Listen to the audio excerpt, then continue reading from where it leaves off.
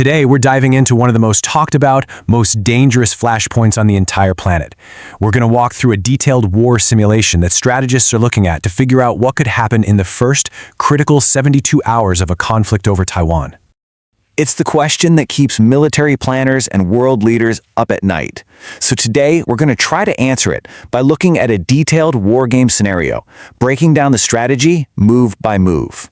Now, I have to be super clear about something right up front. What we're about to walk through is not a prediction. It's a scenario, a simulation designed to understand the potential chain of events, the strategies, and of course, the immense stakes. We're going to follow the clock for the first absolutely crucial 72 hours, because in modern warfare, those first few days can literally decide everything. So, where does a conflict like this even begin? Well, according to this scenario, it doesn't start with a bang. It starts with a silent, invisible attack. The first shots fired are purely digital. And there it is. The clock starts. Hour zero. Hostilities begin right here, in cyberspace. You know, this really gets to a core principle of modern warfare. Information is everything. Before a single missile even gets launched, the goal is to create total chaos and paralysis. We're talking about massive attacks that crash government websites, malware that scrambles power grids and financial markets, and jamming that stops military commanders from talking to their own forces. It's a move designed to blind and confuse the defender right from the get-go. Okay, so with the digital defenses weakened, the scenario escalates, and it escalates fast. Let's move to the next phase, where this thing explodes into a physical fight for control of the skies and the seas.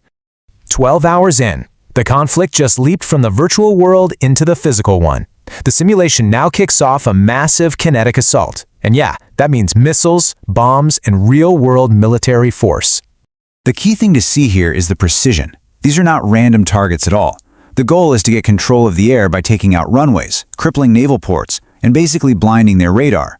And by hitting missile defenses and government headquarters, the attacker is trying to cut the head off the snake, taking away both the ability to fight back and the ability to lead. We're now one full day into the simulated conflict. After that first shock from the air, the focus pivots to the sea. The island itself is about to be completely isolated. And this is a classic military playbook, laid out in 3 simple steps.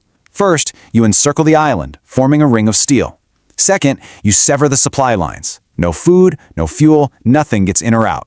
And that's not just a military move, it's designed to create psychological and economic pressure. And third, that perimeter serves as a giant warning sign, a challenge to any other country thinking about getting involved.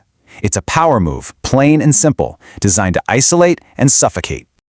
All right, so with the island softened up by airstrikes and cut off by a naval blockade, the simulation now enters its most dangerous and, frankly, most decisive phase, the attempt to actually put boots on the ground. 48 hours in, 2 days have passed. This is the moment the simulation envisions the start of a full-scale amphibious landing. This quote really nails it. I mean, think about it. An amphibious invasion is one of the hardest things any military can attempt. It demands perfect coordination of ships, air cover, and thousands of troops, all while you're charging a heavily defended coastline. The logistics are a nightmare, the risks are just enormous, and the outcome is never, ever guaranteed. So at this point in the scenario, the conflict is no longer just regional. The 72-hour window doesn't end with a winner or a loser. It ends with the entire world being forced to react. 72 hours, 3 days. The initial military goals are well underway, but now the battlefield has expanded to diplomacy and economics all across the globe. And just like that, the crisis goes global. This lays out the absolutely impossible choices facing world leaders. On one side, you have the US and its allies asking themselves, do we hit them with crippling economic sanctions? Do we send military aid? Or do we risk a much, much wider war by intervening directly? Meanwhile, the rest of the world has to decide, do we condemn this or do we stay neutral? All while they're scrambling to secure their own supply chains and stop a worldwide economic meltdown. There are just no easy answers here. So, what's the big takeaway from this whole 72-hour simulation? It really comes down to one word: speed.